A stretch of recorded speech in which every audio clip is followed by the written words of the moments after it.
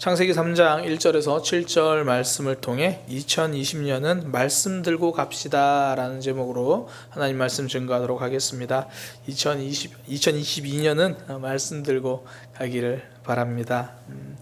어제는 아담의 모습을 살펴보았습니다. 하나님이 아담에게 혼자 있는 것이 좋지 않다 그렇게 말씀을 하시고 사람을 보내주셨죠. 그러니까 2022년 하나님은 우리에게 사람을 보내주십니다. 그러니까 내 앞에 있는 사람 하나님이 보내주신 사람이다 이걸 신뢰하며 가는 거죠.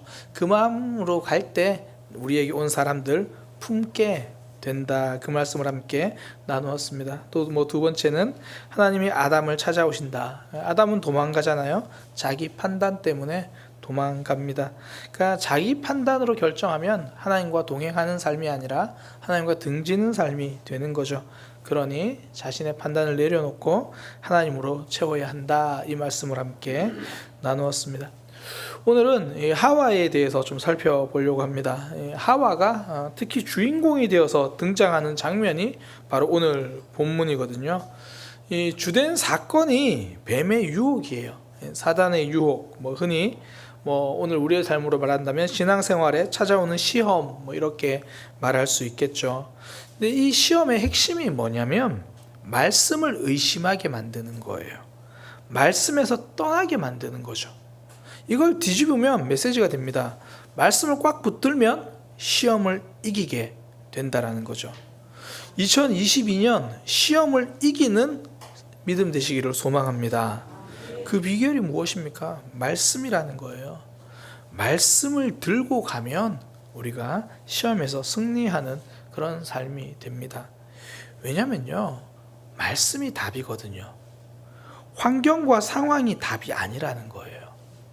사람들은 문제가 생기면 쉽게 환경부터 탓하거든요. 지금 상황이 좋지 않아서, 지금 여건이 어려워서, 그래서 말씀에서 답을 찾기보다 환경을 개선하려는, 거기서 환경을 개선하면 될 거야 라고 생각을 하는 거예요.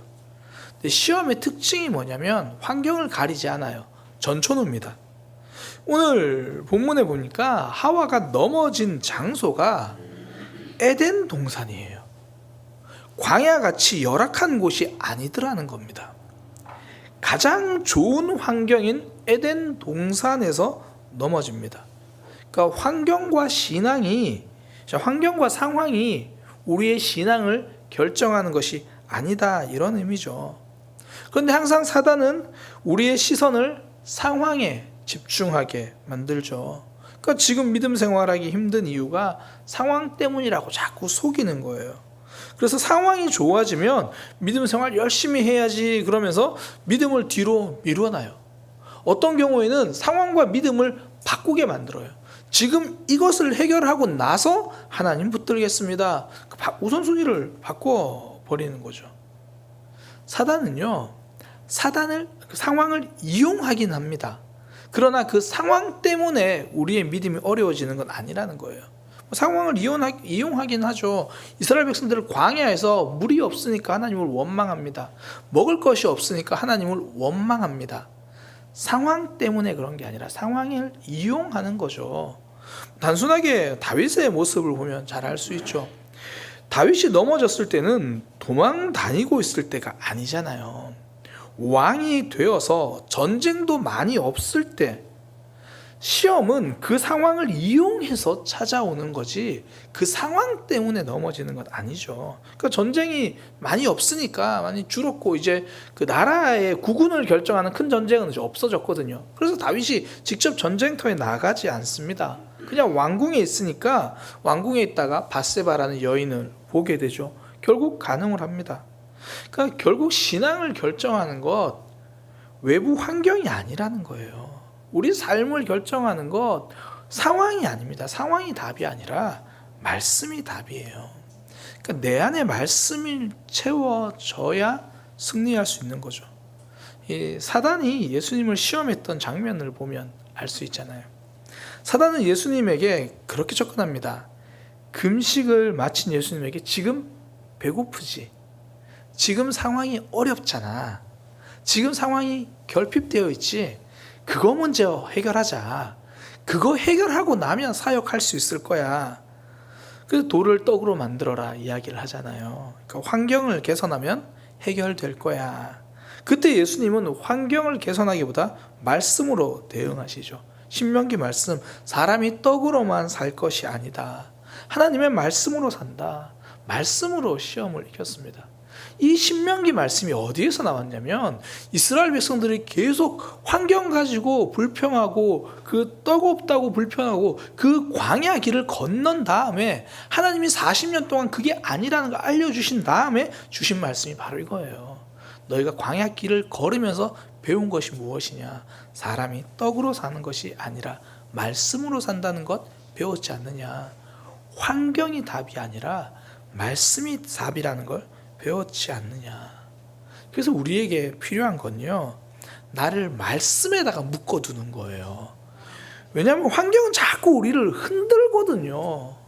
그러니까 말씀에 나를 묶어둬서 내가 환경에 휘둘리지 않도록 하는 거죠. 제가 이제 목회자가 돼서 뭐 이것저것 참 행복한 일이 많은데 그 중에 가장 큰 복이 뭐냐면 설교 준비하는 거예요. 설교하는 거 아니고 설교 준비하는 거예요. 이게 저는 제 스스로 굉장히 게으르다고 생각을 많이 하거든요. 근데 제가 아무리 게을러도 일주일에 담임 목사가 되고 나서는 뭐 일주일에 5번 이상은 말씀을 거의 묵상을 해요. 일주일에 5번은 설교를 하니까 이렇게 말씀을 본다고요. 설교자로 묶여 있으니까 말씀을 떠날 수가 없어요. 아무리 마음이 안 좋아도 말씀 앞에 서서 설교 준비하면서 해결됩니다. 가끔씩 저희 부부도 부부 싸움을 합니다. 그런데 많이 싸우는 날은 꼭 제가 설교 준비를 해야 될 때가 있어요. 그러면 어쩔 수 없이 마음을 풀 수밖에 없어요. 말씀 앞에 서니까. 거기에 묶여 있으니까 환경에 휘둘리지 않는 거예요. 지금 우리가 특별 새벽 기도로 나와 있잖아요. 같은 개념이죠. 한 해를 시작할 때 말씀으로 시작하겠다 다짐하지만 이게 쉽지 않거든요. 그런데 어쨌든 5일 동안은 우리가 아침에 말씀으로 시작하죠. 여기에 나를 묶어두니까. 그러니까 새벽 기도 자체가 좀 그런 것 같아요. 한국교회 많은 부교육자들의 비전과 꿈이 뭔지 아세요? 내가 담임 목사가 되면 새벽 기도 안 하겠다. 대부분 그런 생각 한 번쯤은 해요. 저도 그런 생각 했거든요.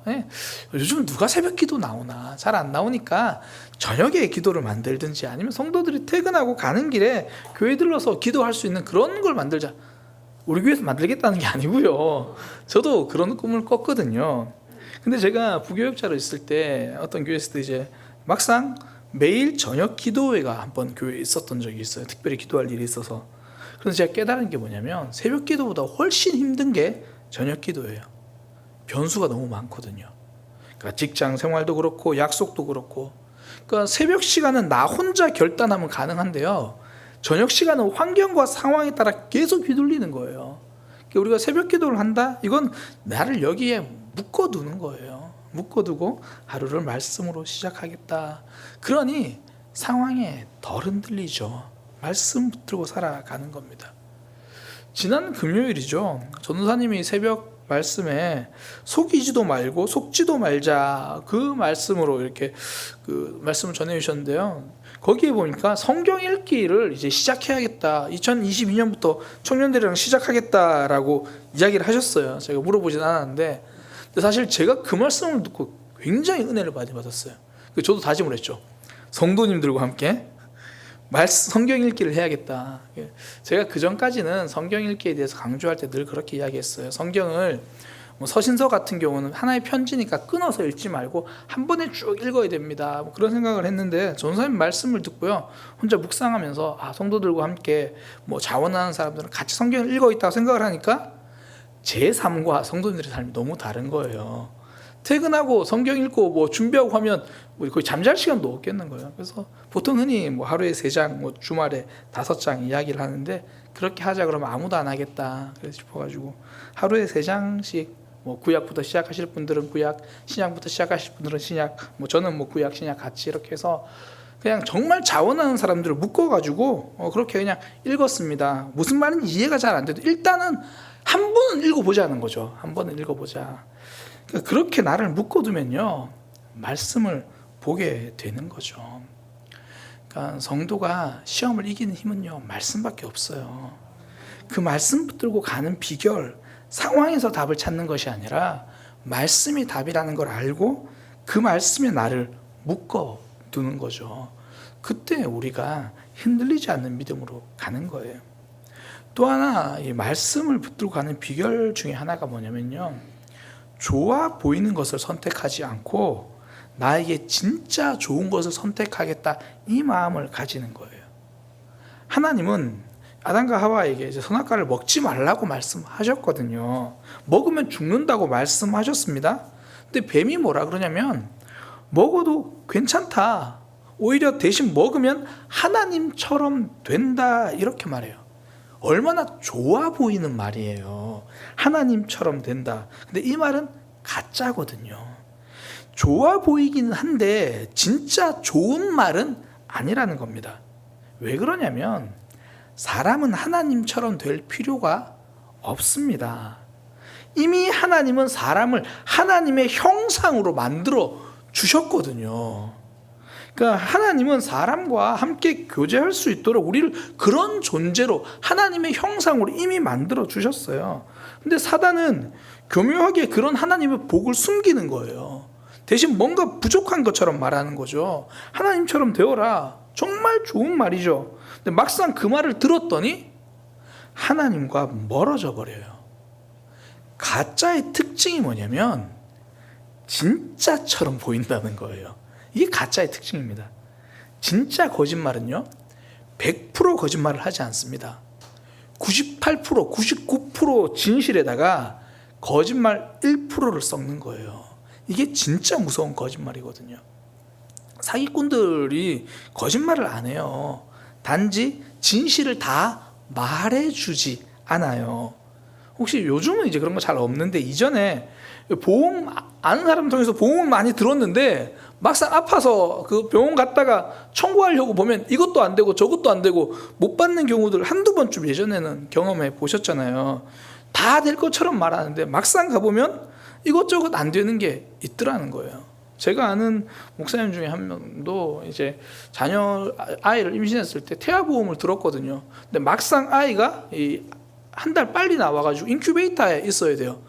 보험약관에 인큐베이터에 들어있는 비용은 안 되는 거예요. 그러니까 이게 거짓말 한 건 아니에요. 근데 교묘하게 숨겨 버리는 거죠. 사단이 하나님의 말씀을 그렇게 숨기거든요. 말씀대로 사는 것이 힘들기는 하죠. 근데 딱 거기까지만 말해요. 그 말씀대로 사는 게 진짜 사는 길인데 이 뒷부분을 빼버린다고요. 힘든 것만 자꾸 우리에게 부각시키는 거죠. 대신에 적당히 신앙생활하면 오히려 좋아 보인다고 이야기를 하죠. 그러나 적당히 신앙생활하는 신앙생활에는 능력이 없습니다. 좋아 보이는데 실제로 좋은 것은 아니라는 거예요. 우리가 말씀대로 사는 것을 어려워하는 이유도 여기 있죠. 뱀의 속삭임처럼 세상 사람들의 말이 더 좋아 보이거든요. 그러니까 말씀대로 신앙생활을 하는 것보다 타협하며 신앙생활을 하는 게 성공하기에는 좀 더 쉬워 보여요. 더 많은 것을 누리는 것처럼 보입니다. 사울 왕이 그렇게 생각했잖아요. 전쟁에서 승리를 했거든요.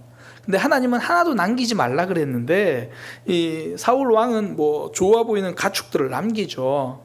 그렇게 하면 더 풍요로워질 거라고 생각했겠죠. 근데 결국 하나님은 그를 버리고 다윗을 택하십니다. 하나님이 세우지 않으시면 내가 아무리 붙들어도 그거 다 놓치는 거예요. 뱀이 하와에게 속삭인 말이 그거잖아요. 선악과를 먹어도 절대 죽지 않을 거다.